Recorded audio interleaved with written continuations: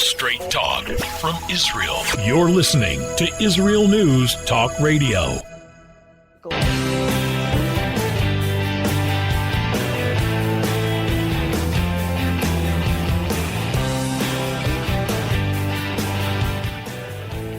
And welcome back to Israel Unplugged. This is Josh Wander.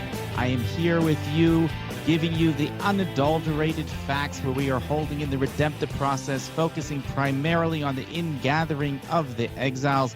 I'm here with my co-host, Rabbi Moshe Lichtman from Beit Shemesh. Yes, hello, and it's good to be back. For those who were listening to the show last week, you probably heard that I unfortunately got the virus. So I was out of commission last week, but I'm back, and maybe we'll talk a little bit about it after the break. So you, me, and Trump have had the virus. So we have succeeded, fortunately, thank God, in beating it, and we are well on our way to success. I wanted to discuss a little bit today about a book that you've written called A Question of Redemption. By the way, you can find all of Rabbi Lichtman's books on his website, Toratzion, TORATZION.com. And one of those books is called A Question of Redemption. I think it was given to one of my kids, actually, in school or NCSY. It's great for teenagers, but I think it's also good for adult readers as well. And the chapters have questions, and these are questions that I think are the real questions that we should be dealing with on this show. And in general, these are questions that everyone should be asking themselves, because it's not something which I think is taught in the normal educational system in the United States and other places, in yeshivas, in girls' schools. They don't usually teach these concepts, and they're questions which are deep and philosophically important to understand in order to understand where we're holding in this redemptive process and what we're supposed to be doing as a result. We're going to go through some of those questions today. We're going to discuss some of these concepts, and if you're interested in that, you're going to love this show, because it's going to be a back and forth, quick, rapid pace, question and answers about the redemptive process, about where Israel stands in that redemptive process, and again, the ingathering of the exiles. We look forward to speaking to you shortly. Stay tuned for Israel Unplugged.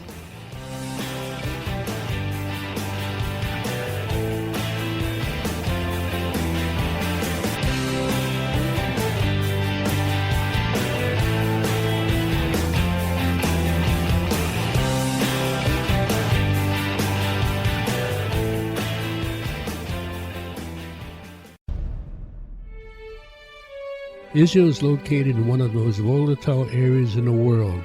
Israel is an island of stability in a sea of war and unrest. In the midst of this turmoil, Israel stands out as a beacon of order and human progress. Each week we update you on what's happening in this, the Jewish state, a true light unto the nations. This is Jay Shapiro. Join me every Thursday on Israel News Talk Radio.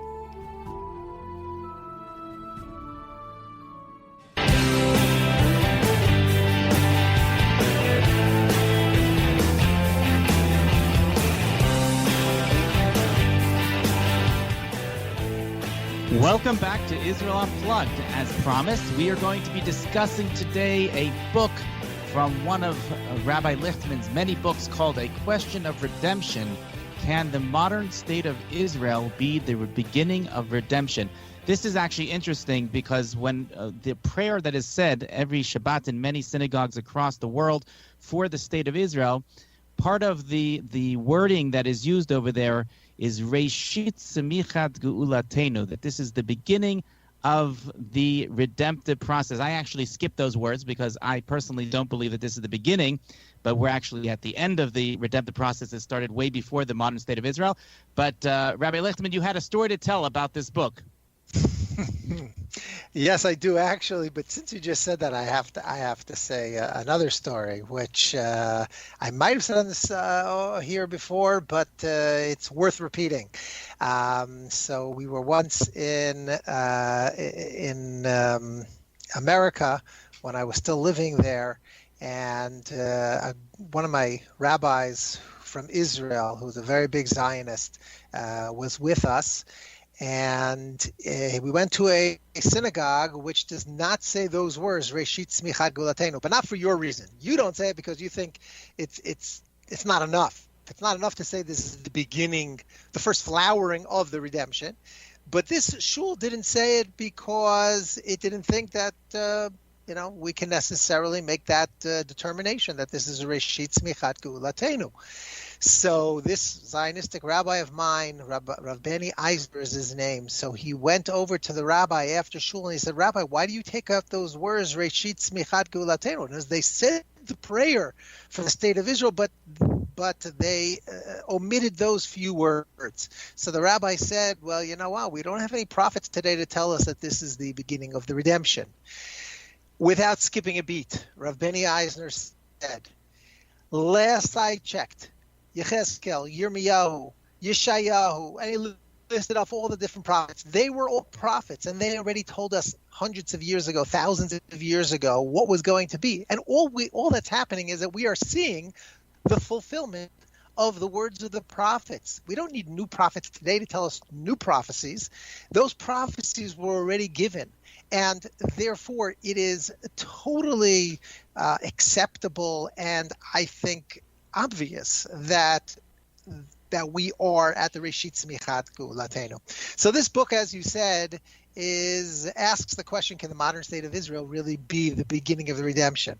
But what's really unique about it is that in the introduction already, the author of Yaakov Moshe Bergman, who is a big Torah scholar, a Talmid Chacham, he says, listen, I'm not trying to tell you that you have to accept my opinion. I'm not trying to tell you that this is the only legitimate Torah opinion. What I am trying to tell you is that you should read the book and see the sources that I quote and at least accept it as a legitimate Torah opinion. It is one of many legitimate Torah opinions on the issue of the redemption of the Jewish people. And that's what he does. I mean, in my humble opinion, if you read the book, you will see that it's not just a possible opinion, but it really is the most simple and most accepted, I think, from the sources. If you just talk about the sources, opinion on the matter. But anyway, getting to the story about the book.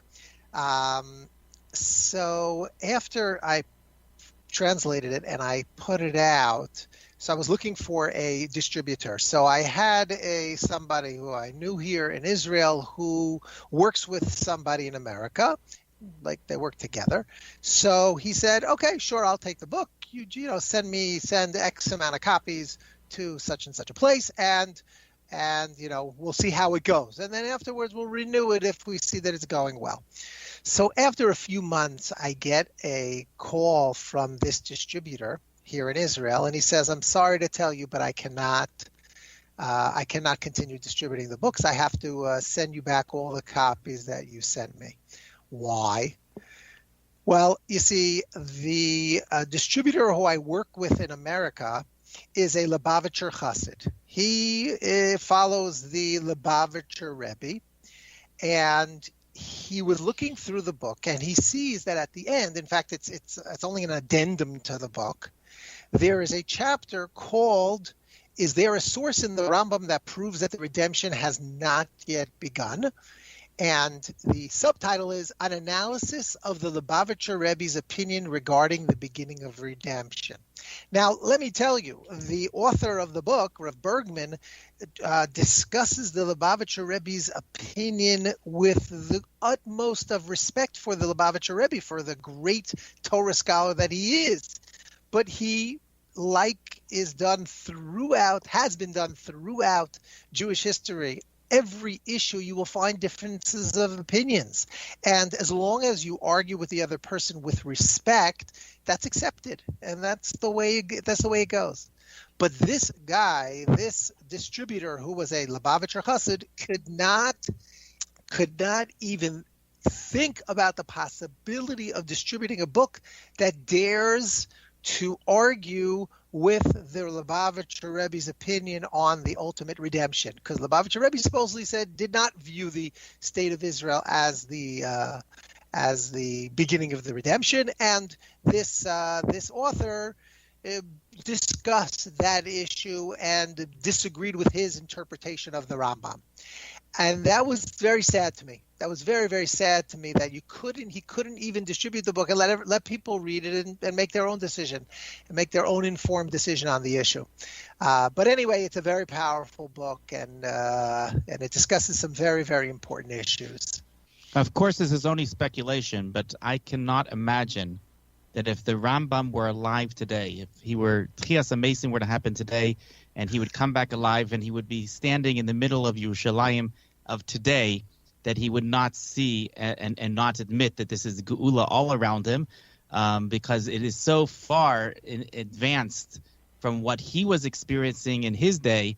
It reminds me of when the Chassam Sofer discusses in one of his tshuvas, in one of his responses, he discusses the fact that you're not supposed to pray that wars should end, because wars, the Talmud explains, is one of the things that brings about the redemption. And he discusses this in the context of the Austrian Empire. Right. Oh, okay. And which seemingly has nothing to do with Eretz Yisrael, and it was definitely before there was a state or any aspirations, modern Zionist aspirations. But he saw this as being connected, and for people that saw even every little thing to be connected, and then to be able to be whisked into the world that we're living in today. Again, we don't appreciate to even a small extent how far we've come in the process.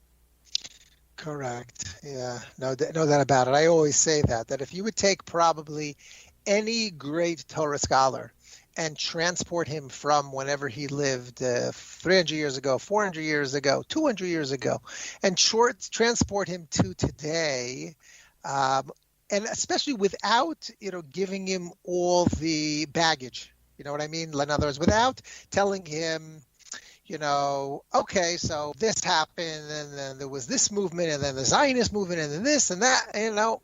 Just open your eyes. Just put him here and open your eyes and make a decision, right? He would clearly say that this is the Geula. He would be, and then if you try to convince him by saying things like I just said, oh, but you know what? You know who started this all? There's a guy named Herzl, and he was a total secular Jew, and he was even anti-religious, et cetera, et cetera. So he would say, that's very sad to hear, but what does that have to do with the fact that millions of Jews have returned to Israel? The fact that the land of Israel is built up. I mean, when I was alive, the land of Israel was totally desolate. Barely a handful of Jews was living in the land of Israel. And now there are millions of Jews. And you want to tell me this is not the Geula, because this is not the redemption, because the way it came about does not exactly fit into the way you thought it was going to be. Don't we know that we can't question God's ways? We don't understand all of God's ways. So for whatever reason, God decided to bring it about this way. As I think you mentioned last time we had our show together, you mentioned that God would have loved to have brought about the redemption by way of religious Jews, but they weren't around, they weren't available, they weren't up to the task. But the secular Jews were up to the task, and therefore he brought about the redemption by way of he who was able to do it, because God wanted the redemptive process to begin already. And just to mention one fact that just happened in recent weeks, a development which really shows divine irony. The national airline of Israel, El Al, was almost in a state of bankruptcy. Of course, many airlines across the world are in such a state because of the corona situation. But it was in bad shape, and it was decided that they were going to privatize a large portion of the company, and they were going to sell it off. And there was a religious individual wealthy individual in the United States that was interested in bidding and purchasing the airline, and he wasn't able to. That's a long story because he's not an Israeli citizen. So his son, who lives here and studies in yeshiva, he was going to put it in his name. They offered a bid. They won. Now, what's the irony of this? His company, unbeknownst to anyone before, his company is known Al Kanfei Nisharim is the name of his company, on the wings of eagles. And with that, we're going to have to end, and we're going to have to come back in a little bit after this break.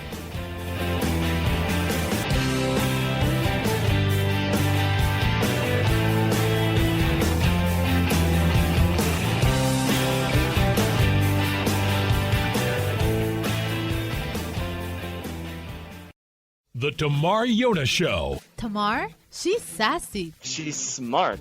She's funny. But she's also a real Jewish mother. Hi, everybody. I'm Tamar Yona. And yes, I can be all of those things, but at Israel News Talk Radio, I'm here to bring you the news stories and guests that you may not hear anywhere else. Join me live on air Sundays, Mondays, and Tuesdays for the most unique and bold talk radio in Israel. The Tamar Yona Show. Psalm 23, the Lord is my shepherd, I shall not want. Did you know this psalm and many others were composed by a Jewish shepherd and musician who later became a king? Would you like to know some of the inner meanings of psalms to help you connect with God and strengthen your soul? An exciting and easy-to-read book is now available which will help you do just that. Software for the Soul, Psalms for Everyone, available on Kindle, Audible, and Amazon.com. Software for the Soul.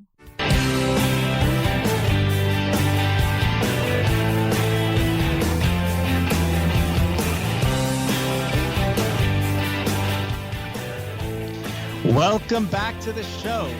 And as promised, we're going over Rabbi Liftman's book and the questions that are within about the redemptive process. This is something that's very exciting for me because I believe that we are living in it. It's not necessarily beginning, but it is definitely the redemptive process.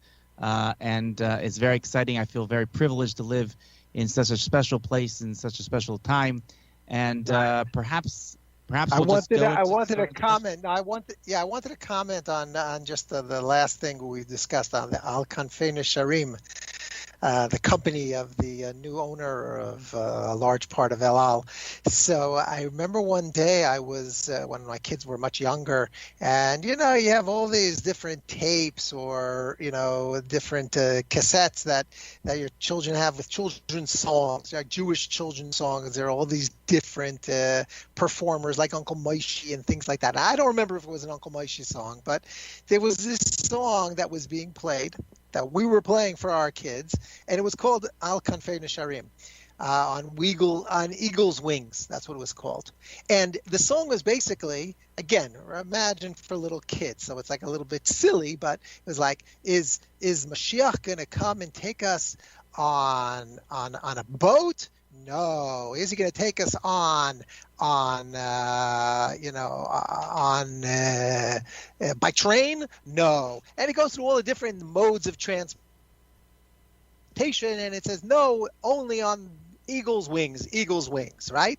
And I'm sitting there and I'm saying to my children, do not listen to this. This is the most ridiculous song I've ever heard, because they are taking the prophecy that, God will bring back the Jewish people on the wings of eagles and taking it literally. That literally it means that God is going to bring us back on eagle's wings. And don't believe that Mashiach could bring us back in any way other than by way of eagle's wings.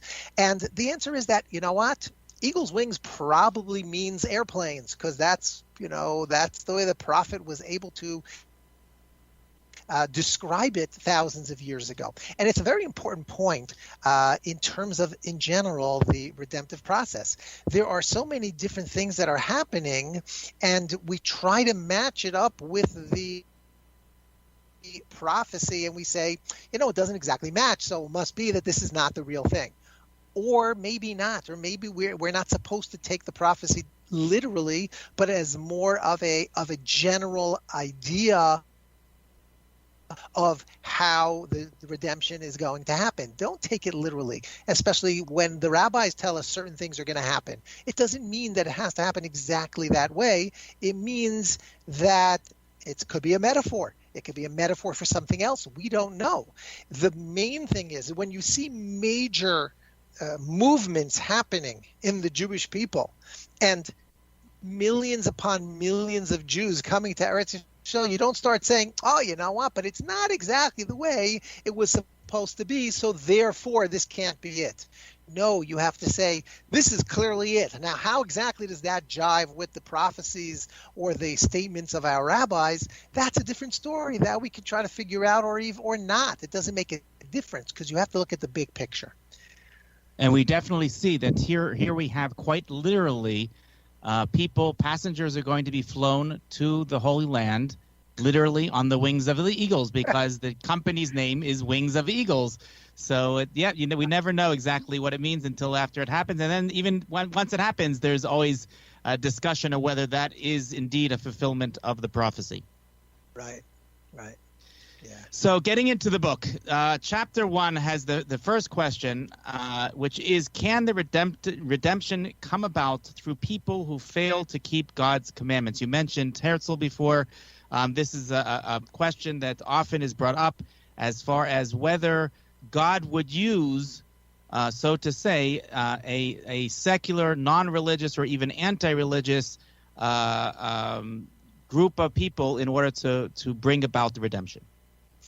Correct, and this is a big one. This is one that the more Haredi, ultra-Orthodox world has a very hard time getting over.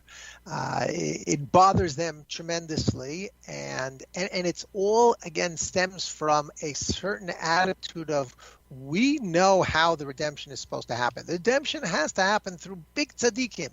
That's the way we were always taught. It's supposed to happen, in a certain way. And if it doesn't, that means that this can't be the redemption. Well, that's not really true. And as the author of the book points out, that there are other examples in history where we see that redemptive processes happened not always by way of the biggest tzaddikim. Sometimes God brought about a redemption in another way for whatever reason he wants. There could be, you could discuss the reasons behind it. In fact, I'll skip a little bit to chapter 6. Chapter 6 is because why would God bring redemption specifically through secular Jews? And that's actually one of the most beautiful chapters in the book. But it's also, as the author himself points out, it's also the most unnecessary chapter of the book, because who are we to even ask questions like this? Like, why would God do? What do you mean, why would God do something? Who are you to ask God's ways, right? Ki lo machshavotai machshavotechem v'lo darchechem derachai ne'um Hashem. God says, my ways are not your ways. You're not supposed to understand my ways. It takes a little bit of a Jewish chutzpah, to even ask such a question. All the more so to say that because I don't understand or I don't believe that this could possibly be the redemption, therefore I'm not going to believe that it is.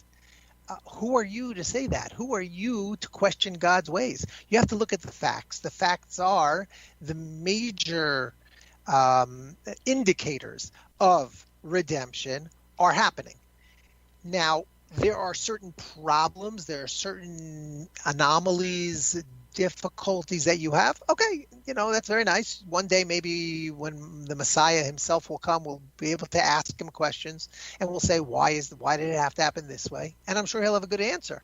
And I'm sure, there'll be answers that he will get through prophecy from God himself. But we've seen before in history that God has brought about redemptions in other ways other than by way of big tzaddikim.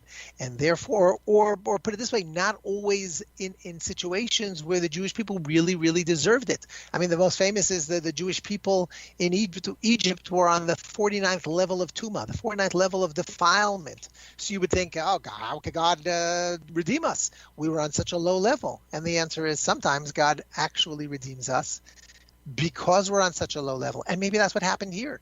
Maybe we were so low that he understood that if he doesn't save us now, it's going to be too late. So again, it's irrelevant why God did it that way. By the way, after this whole introduction, in chapter 6, he goes and explains not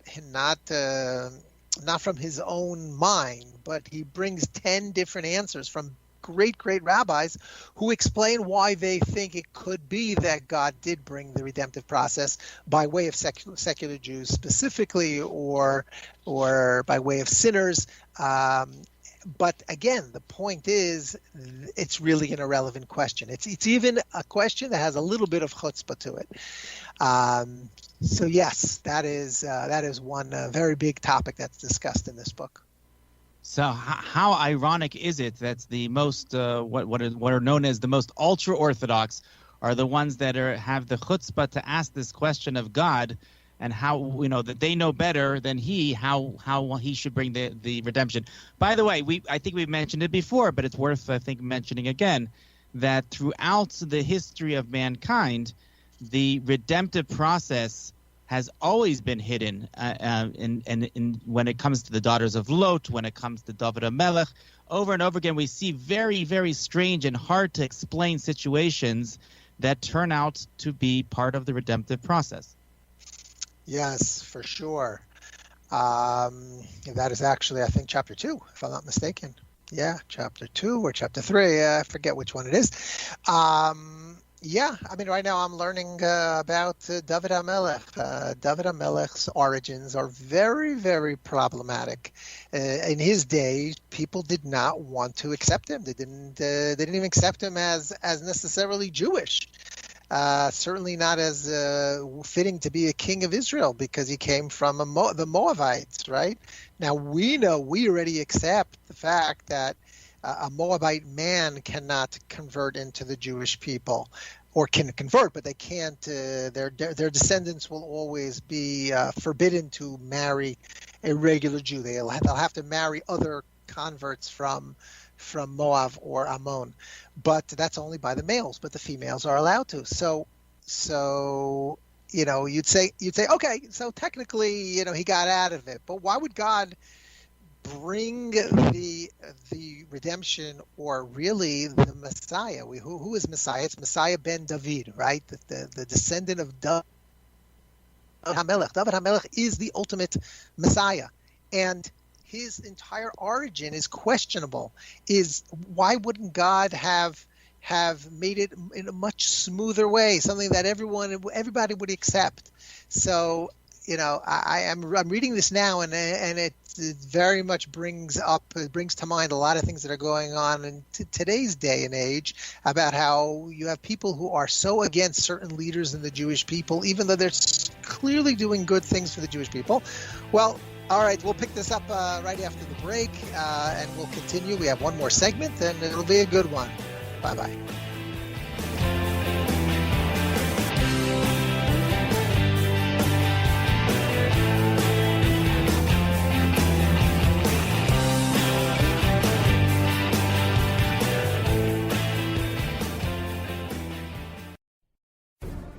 In a time where feelings have become fact, where rational thought and common sense has disappeared, one man stands above it all.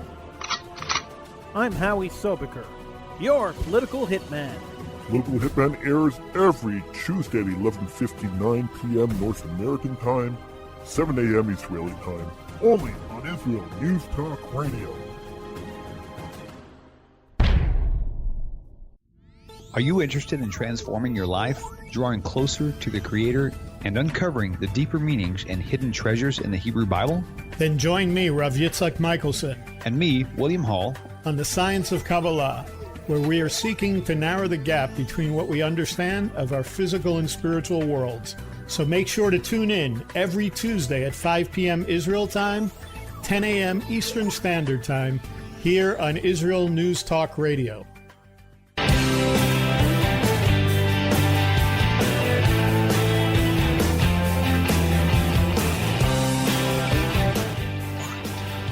Welcome back to Israel Unplugged. This is a live show. If you're in North America, you can call in with your questions at 301-768-4841 or in Israel 02-650-0151.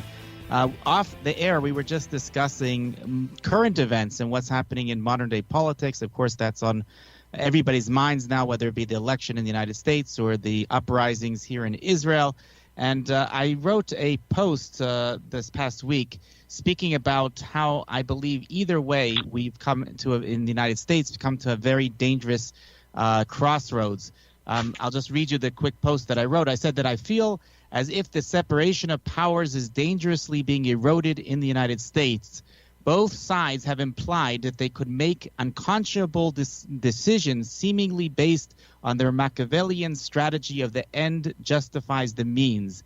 The Republicans keep implying that they will not accept the fraudulent results of the election if it doesn't go their way, and the Democrats are willing to do anything in their arsenal, including packing the Supreme Court, completely and permanently changing the rules of the game.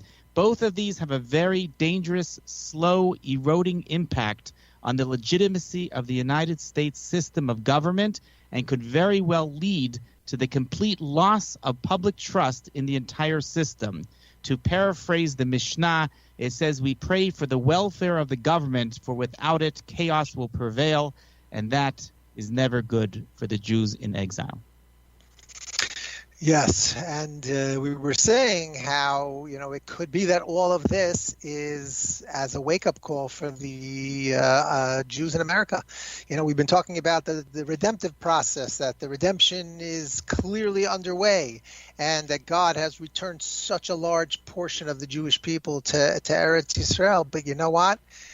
It's supposed to reach a crescendo. It's supposed to reach a end point where all the Jewish people come back to the land of Israel. And there still are large numbers of Jews in other places. And God has his way of working things out to make sure that the redemption happens.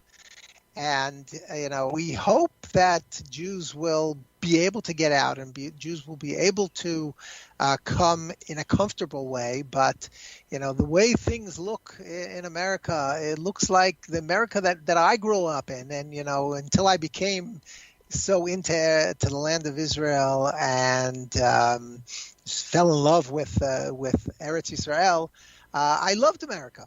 America is such a great place to grow up in, and I think I am who I am because of the upbringing that I had in America.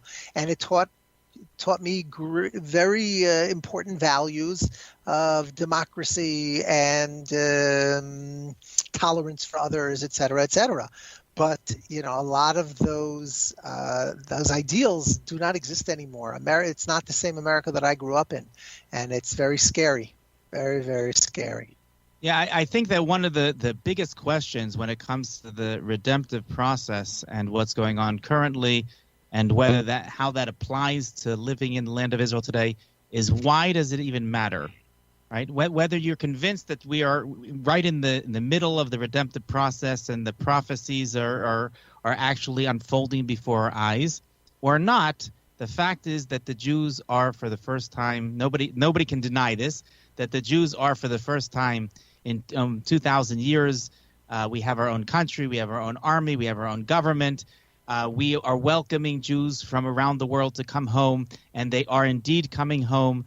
So the question is, whether or not this is a fulfillment of prophecies, whether it's the redemptive process.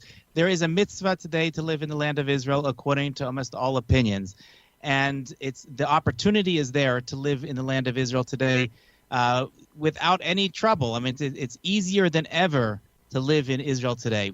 So what is stopping you? It's got to be more than just a philosophical discussion of whether or not it's part of the redemptive process. Right. So for a long time, it's been comfort. Simple. People might not want to admit it, but it's very comfortable to live in America. And therefore, okay, I know there's a mitzvah, but it's not a chiyuv. It's not an obligation, at least according to one of the greatest rabbinic authorities who lived in America in the last century, Rabbi Moshe Feinstein. He told us that it's not a chiyuv, it's not an obligation. So if it's not an obligation, so I'm not going to do it.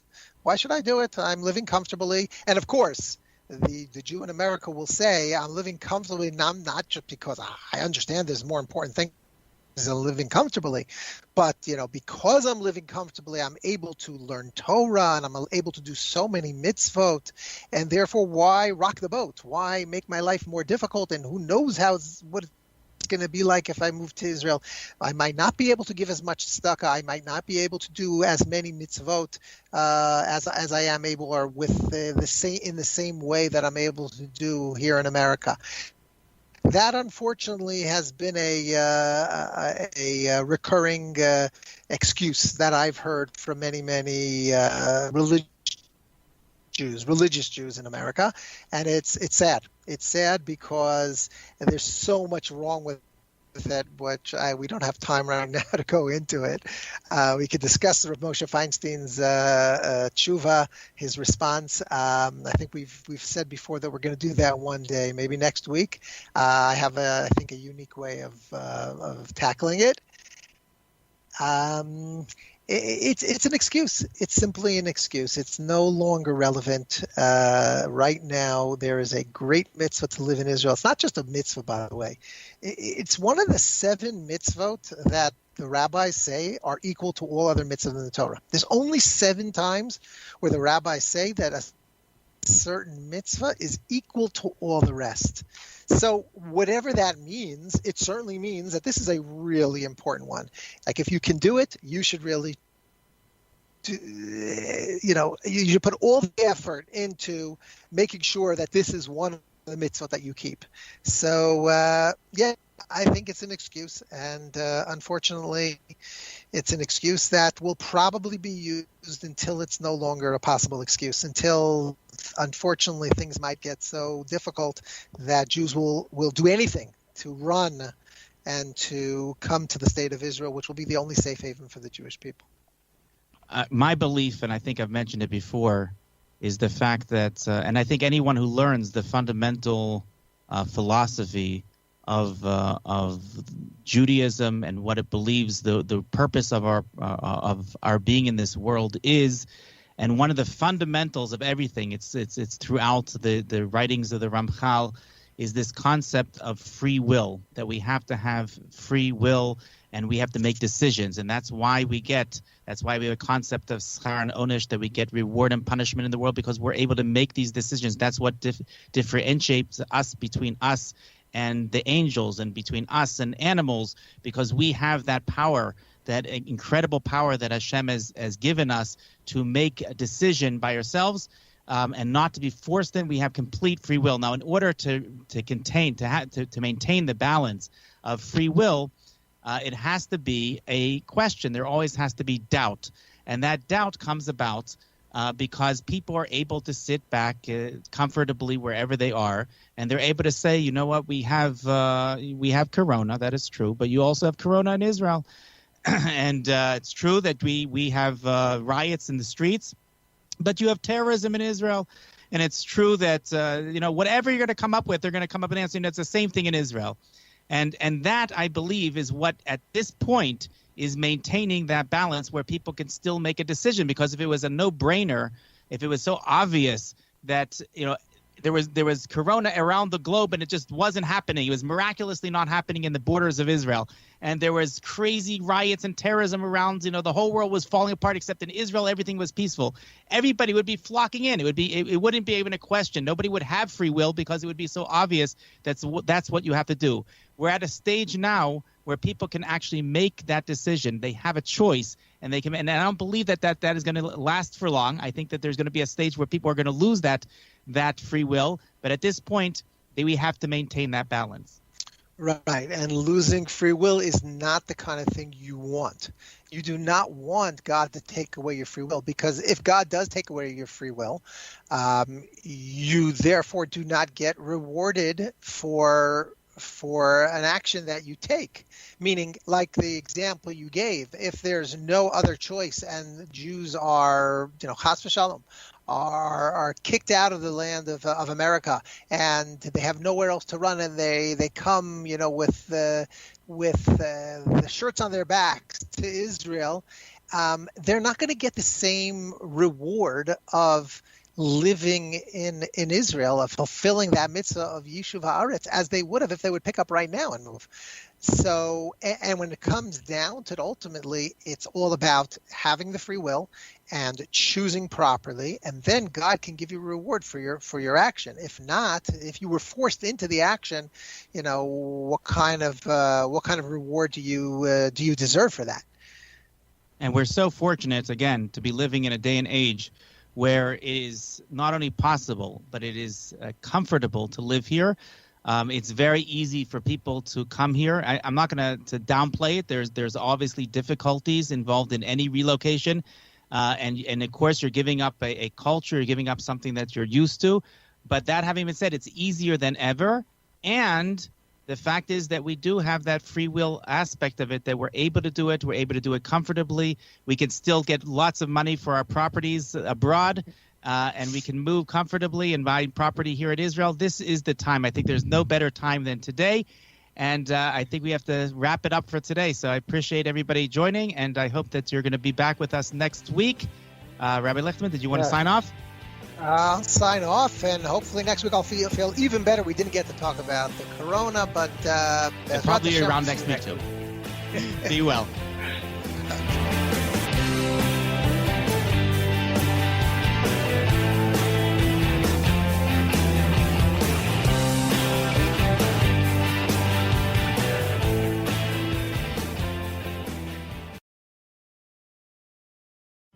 Where can you get the inside news on Israel? At Israel News Talk Radio, we're dedicated to sharing Israel's inside story with the world by providing our listeners with news on Israeli politics, current affairs, and Israeli Jewish culture. The Israel News Talk Radio homepage also provides you, the listener, with useful information at your fingertips, with scrolling news headlines, weather, currency exchange, Shabbat candlelighting times, and so much more. Our radio programming is always accessible and on demand. We operate absolutely free of charge for everyone, everywhere. If you love what we do, partner with us now by becoming an Israel News Talk Radio supporter. With your support, you'll be inscribed on our Israel News Talk Radio Wall of Fame. There's nothing like us in the world. Be part of something great. Israel News Talk Radio. Straight talk from Israel.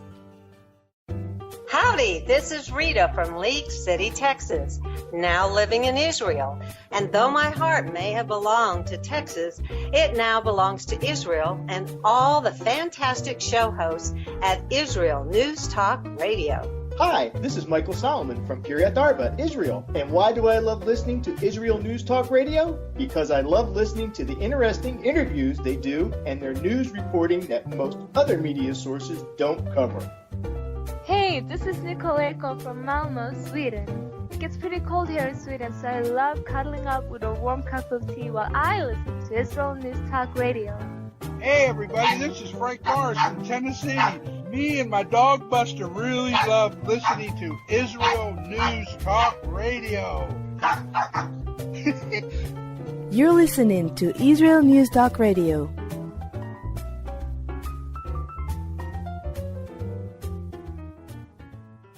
News, opinion, and more. You're listening to Israel News Talk Radio.